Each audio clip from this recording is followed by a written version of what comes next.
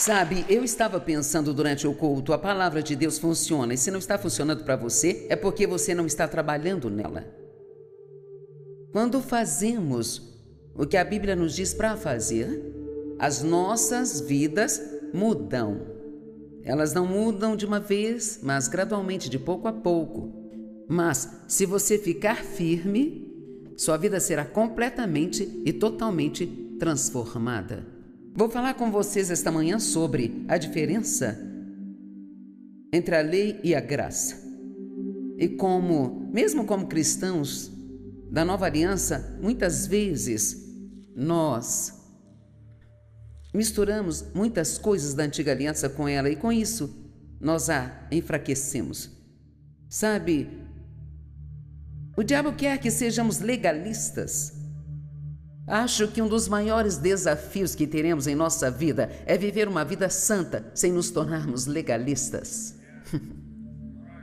Somos chamados à santidade, mas tem muitas pessoas que tentam viver uma vida santa, fazendo tantas regras e regulamentos para si mesmas que elas se tornam legalistas. E uma das coisas que acontece no momento em que você se torna um legalista é que você começa a julgar as outras pessoas que não estão fazendo o que você está, ou tanto quanto você está fazendo, ou da forma como você está fazendo.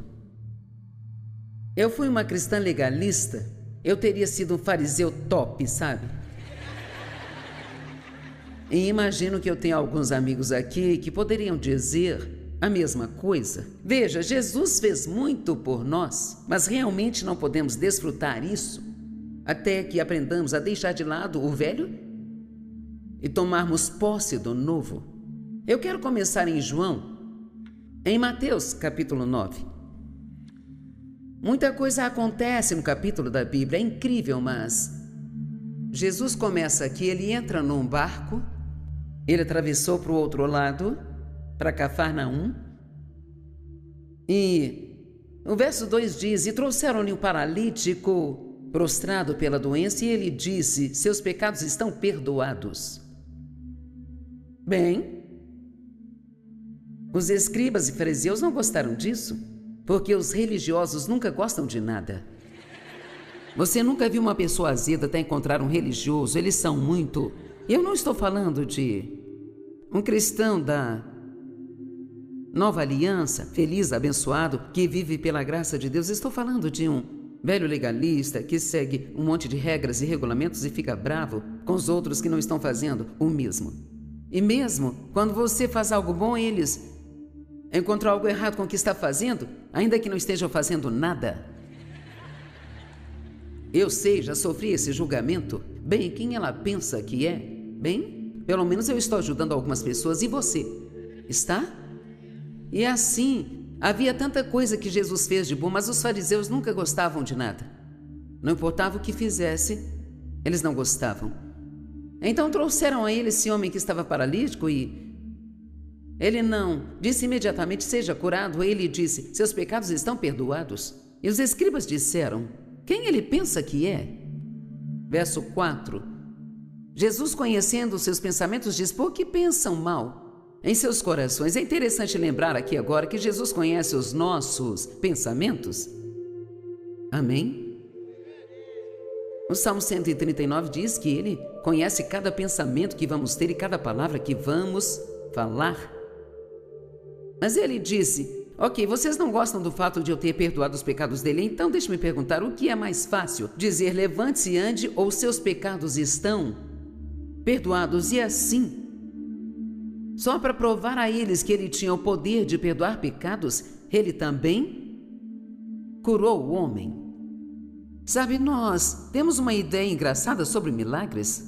É como, quando nós pensamos em milagres, parece que sempre pensamos em cura, em um milagre de cura. E recentemente nós demos às pessoas a oportunidade de nos fazer algumas perguntas no grupo em que estávamos, e elas disseram: Joyce, qual foi o último milagre que você viu? Eu pensei, o último milagre que eu vi foi a última vez que eu me olhei no espelho.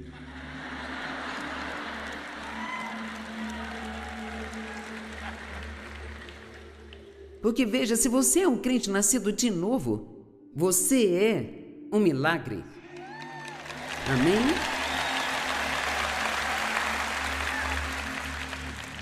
E eu acho que não devemos sempre olhar para os milagres apenas como alguém sendo curado ou... Sabe, dizem que um milagre é algo que ninguém pode explicar. Bem, eu não posso explicar a você porque a minha vida chegou aonde ela chegou, porque certamente por todos os padrões naturais não deveria ser assim. Sabe, eu não me saí tão bem em inglês quando estava na escola. Eu tirei um 3 em inglês. E agora estou falando com pessoas no mundo todo, todos os dias, em 110 idiomas diferentes. Eu mal passei em inglês. Agora, é claro, eu realmente não falo todas as línguas. O programa é traduzido para vários idiomas, mas, sabe, só para resumir, o que Deus fez na minha vida, a cura que eu tive, o que Ele me permitiu fazer. Sim, toda vez que eu me olho no espelho, eu tenho que dizer: olha, Joyce, você é um milagre, porque eu sei a bagunça que eu era. Cara, eu era tão confusa, eu fui abusada sexualmente na minha infância pelo meu pai e, sabe, a minha alma estava ferida, a minha personalidade estava bagunçada e nenhum dos meus pensamentos estava certo. Eu tenho andado com Deus agora há 45 anos e eu posso dizer que nesse período de tempo, meu marido provavelmente teve 20 esposas diferentes. Acho que isso mantém tudo muito interessante. Ele não precisa procurar uma nova mulher, porque Deus está sempre me mudando e eu fico diferente do que eu era. Então, alguns anos depois, já sou um pouco diferente de novo. Quem já descobriu que Deus continua? Se você ficar firme com Deus, Ele continuará mudando você. E vou te dizer, isso nunca para enquanto você estiver aqui nesta terra. Glória a Deus. E quer saber? Você nem precisa se preocupar muito com as coisas que estão erradas com você, porque enquanto continuar com Deus, você continuará mudando de pouco a pouco. Mas quando Ele voltar para nos buscar, ainda haverá coisas erradas conosco. Mas a Bíblia diz que Ele não vai apenas voltar uma segunda vez. Isso não é uma boa notícia? Mas que nós seremos transformados num piscar de olhos. A palavra diz que Ele não está voltando para trazer salvação, mas para nos trazer, porque Ele já fez isso, mas para nos trazer uma completa salvação. E o que isso significa é que tudo o que ainda fazemos de errado, ou tudo que ainda está errado conosco, no piscar de olhos, seremos transformados. E isso é como abrir e fechar os olhos. Tudo que está errado em você será totalmente consertado. Esse não será um dia incrível? Amém? E assim Jesus foi em frente e curou o homem para que pudessem ficar satisfeitos, mas ainda assim não estavam, porque pessoas assim nunca estão. Então no verso 9 ele chamou Mateus, que era um cobrador de impostos, e não gostaram porque eles detestavam os cobradores de impostos. E além disso ele foi para a casa de Mateus para um jantar onde Mateus chamou todos os tipos de pecadores, especialmente os piores, e eu estaria naquele grupo, e muitos outros cobradores de impostos, e agora os fariseus realmente ficaram furiosos. Parece que eles viviam chateados o tempo todo. Quando Jesus soube que eles estavam chateados, ele disse: eu não vim para aqueles que não precisam de médico, mas para aqueles que estão fracos e doentes. Então, basicamente, ele estava dizendo: vocês acham que estão todos corretos? Bem, se esse for o caso, de qualquer forma, eu não vim aqui por vocês, eu vim para essas pessoas que precisam de mim. E no verso 13 diz: vão e aprendam o que significa desejo misericórdia e não sacrifícios. Bem, Deus quer nos dar misericórdia. Ele não quer que tentemos fazer sacrifícios a Ele quando pecamos, porque o único sacrifício que era necessário já foi feito de uma vez por todas. E assim, Deus quer que nós olhemos para a cruz quando fazemos algo errado. E sabe, é um grande desafio chegar ao ponto em que você pode fazer algo errado que sabe que é pecado, admitir isso a Deus, dizer a Ele que quer se afastar, que está pronto para se afastar disso, receber o seu perdão e literalmente seguir em frente e não se sentir culpado. Quantos aqui, depois de fazer algo errado, mesmo depois de pedir perdão, têm a tendência de ainda se sentirem culpados por um tempo? Eu acho que às vezes dividimos nossos pecados em categorias pequenos, médios e grandes. Se for um pecado pequeno, você terá que sentir culpa só por algumas horas, e um médio leva alguns dias, e então um grandão leva muito, muito tempo, sabe?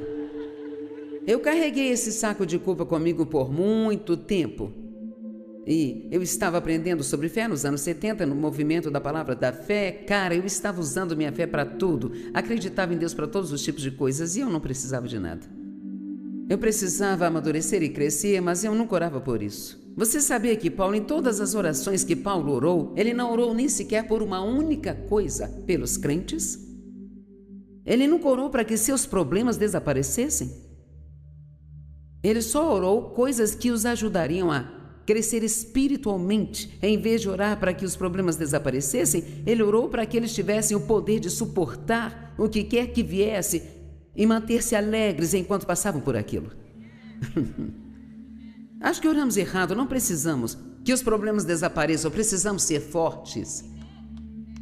Me ouviram? Precisamos ser mais fortes em espírito, porque o espírito forte de um homem o sustenta em suas dores e em seus problemas. No início deste ano eu sofri um acidente. Bem, na verdade fiz uma pequena cirurgia nas costas, tive uma estenose na coluna e eu fiz uma pequena incisão de 1 polegada, menos de 1 hora de cirurgia, e eu ficaria bem em 2 semanas. Mas algo aconteceu e eu tive um coágulo no local da cirurgia e tive que voltar para uma segunda cirurgia. Isso causou danos nos nervos desta perna. Eu fiquei no hospital por 2 semanas para reabilitação. Finalmente, quando me liberaram para ir para casa com o andador, cheguei em casa, caí e quebrei essa outra perna. Então acabei ficando numa cadeira de rodas por 2 meses e meio. Eu não vou entrar aqui em detalhes com vocês, mas no começo a primeira coisa que eu disse a Deus foi: Deus, eu quero fazer isso direito. Eu quero agir como falo com as outras pessoas que deveriam agir quando têm problemas. Sabe como é fácil dar conselhos? Às vezes, quando você tiver um problema, se quiser saber o que deve fazer, apenas faça o que diria a outra pessoa para fazer, se ela vier até você com o mesmo problema. E então, Deus realmente me ajudou durante esse tempo. Eu realmente fiquei bem, fiquei calma, não reclamei ou resmunguei. Tive que ter cuidado para não me orgulhar de mim, porque então a coisa ficaria pior, sabe? Mas nós ficamos querendo entender tudo, não é mesmo? Por que isso aconteceu comigo? Por quê? Por quê? Por quê? Quando? E Deus só quer que confiemos nele. Então, durante esse período, só disse, sabe? Eu não sabia por que aquilo aconteceu, não fazia sentido, porque eu tive que cancelar conferências, eu não consegui encontrar nada de bom nisso, mas Deus sabe de coisas que nós não sabemos. E se não foi nada além de um teste, ainda assim foi bom para mim, porque temos que ter prática em algo para nos mantermos fortes. Quando você tem uma bagunça em sua vida, você ainda pode ser abençoado no meio dessa bagunça, se você lidar com isso do jeito de Deus. Veja, às vezes somos muito crentes até termos um problema. Então nos tornamos um tipo diferente de pessoa. E não é assim que Deus quer que sejamos. Ele quer que sejamos estáveis ao passarmos pelas coisas, amém? Então, de qualquer forma, voltando a Mateus capítulo 9, Jesus foi comer com os cobradores de impostos e, claro, eles não gostaram. Então Jesus disse: vão e aprendam o que significa desejo misericórdia e não sacrifícios. Bem, eu tive muita dificuldade de entender essa escritura. Eu pensava: você deseja misericórdia e não sacrifício? Bem, o que ele quer que façamos é receber a misericórdia dele quando cometemos erros e não tentar fazer sacrifícios a ele, sabe? Porque o único sacrifício necessário já foi feito para sempre. E sabe, Nos anos 70, quando eu estava aprendendo tudo sobre fé e usando a fé para tudo que eu precisava, Deus disse: se você quer usar sua fé para algo realmente grande, use a sua fé para ficar totalmente livre da culpa.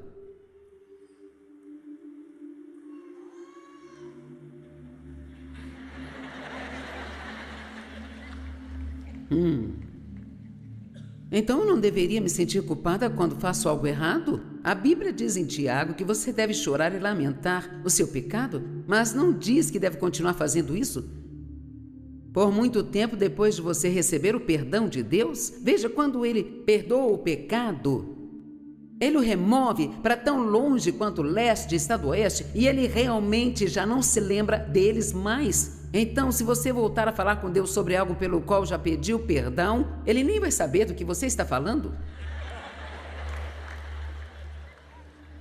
Vamos, isso vai te ajudar, mas vocês estão... Eu sei, porque é como se tivéssemos um problema real com isso aqui. Estamos desperdiçando o tempo de Deus. O Senhor me disse uma vez, quando estava carregando o meu pequeno saco de culpa, eu tinha feito algo errado, eu estava me sentindo culpada. Aí Ele disse: será que você poderia aceitar o meu perdão, seguir em frente, porque eu tenho muito para você fazer e você não serve para mim nessa condição? Veja, Deus não pode nos usar para nada se nós não gostamos de nós mesmos. Então, Ele quer que nós recebamos sua misericórdia, em vez de tentar fazer sacrifícios. Receber sua misericórdia, agradecê-lo pelo sacrifício que realmente já foi feito, e diz muitas vezes na Bíblia, eu vou falar disso no próximo culto, que Ele fez isso de uma vez por todas. Uau! Essa é uma tremenda afirmação, e aparece em Hebreus várias e várias vezes. Então, Ele fez isso uma vez. Debaixo da antiga aliança, os sacerdotes tinham que ir lá ano após ano, após ano, após ano, e os pecados deles nunca eram perdoados, eram cobertos. O nosso foi completamente lavado e Ele não se lembra deles mais. Amém? E Ele só teve que fazê-lo uma vez. Sabia que todos os pecados que você vai cometer já foram perdoados? Ele não precisa pagar toda vez que você pecar. Ele fez isso uma vez por todos nós. Isso significa que não há ninguém aqui, nem em outros templos, nem assistindo pela televisão, ninguém assistindo no computador. Ninguém está excluído do perdão de Deus. Cada pessoa no mundo, não importa o que tenha feito, ela pode receber o mesmo perdão que nós recebemos. E espero e oro quando digo isso, que cerca de... Vamos crer que pelo menos 500 mil de pessoas assistindo pela TV pensou: glória a Deus, há esperança para mim. Amém? Então, quando eu estava tentando entender o que esta escritura significa, Deus me deu um exemplo e eu vi algo aqui na minha mente. O nosso filho, que agora tem 44 anos, quando criança ele brincava muito ao ar livre e talvez digamos que ele tivesse uns 5 anos de idade, e assim, havia um valentão em nossa vizinhança. E sabe, o diabo é um valentão e ele está sempre em nossa vizinhança. E esse valentão pegava a bola do Dene, jogava no esgoto e o Dene vinha correndo e eles corriam atrás dele, entravam pela cozinha e muitas vezes o Dave estava num cantinho da sala e o Dene entrava gritando: pai!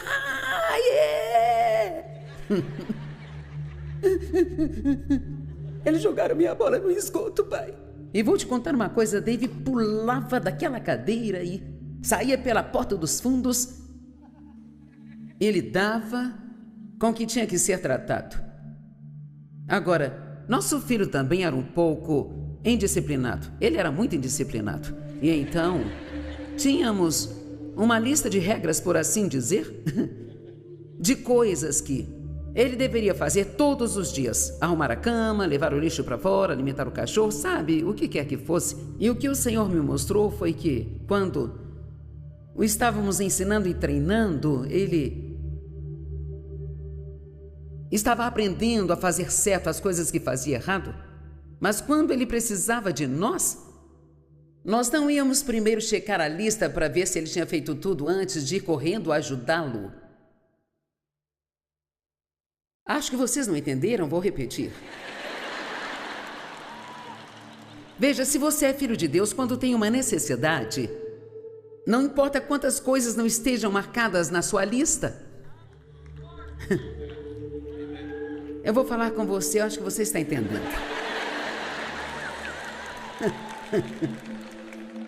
Oh, já tem 3 dias que eu não leio a minha Bíblia. Ontem eu nem orei, eu simplesmente esqueci totalmente. Eu não pensei em Deus nem sequer uma vez, sabe? E de repente você tem uma necessidade, o diabo tentará fazê-lo pensar que você não merece que Deus te ajude, sabe? Mas na verdade nem precisa pedir, só precisa gritar: Pai! E quando fizer isso, ele virá correndo. E com o que quer que ele precise lidar, ele lhe dará. Mais tarde. Amém? Vocês estão meio, eu não sei, vocês estão, sei lá, esquisitos. Será que estou no lugar certo com a palavra certa, pessoal? Tudo bem, então ele passa agora para algo que parece um pouco estranho. Ele diz, verso 16, ninguém põe um pedaço de pano que não tenha sido lavado em uma roupa velha, pois tal remendo se rasga na roupa nova e um rasgo pior é feito. Então, se você não entende, naquela época, as pessoas consertavam tudo, não é como hoje, jogamos fora e compramos um novo. Mas eles consertavam as roupas quando rasgavam, e assim ele diz, não pegue um pedaço de pano novo e coloque-o em uma roupa velha, porque essa roupa velha já foi lavada e encolheu. Mas se você colocar um remendo novo nela, quando lavá-la, ela vai encolher e rasgar de novo e vai piorar as coisas. Então ele vai dizendo, nem se põe vinho novo em odres velhos, porque se colocar a pele se romperá e será despedaçada, e então o vinho será derramado. Agora, isso é muito importante porque esse vinho representa, é um símbolo do Espírito Santo. Ele é símbolo do poder do Espírito Santo. Ele é símbolo do poder que Deus quer que seus filhos tenham e andem nele. É símbolo da graça, é símbolo do amor de Deus. Então ele disse, não queremos que o vinho novo seja derramado, então não podemos colocá-lo em odres velhos. O que ele está dizendo? Não podemos pôr. Você nunca pode fazer com que a coisa nova que Cristo fez por nós se encaixe no pensamento antigo. É por isso que a Bíblia diz que para receber o que Jesus fez por nós, nós devemos ter nossas mentes renovadas. Está em Romanos 12, 2. Então, eu sinto um pouco que é isso que está acontecendo com muitos aqui. Eu ensino há muito tempo e, sabe, muitas vezes quando as pessoas estão quietas, estão aprendendo algo. Isso é bom. Os pregadores gostam de uma multidão barulhenta, porque isso os faz pensar que todo mundo está gostando, mas David diz que quando o povo está batendo palmas e concordando, é porque eles já sabem tudo que estou pregando. Quando estão quietos, é porque estão aprendendo algo. E então...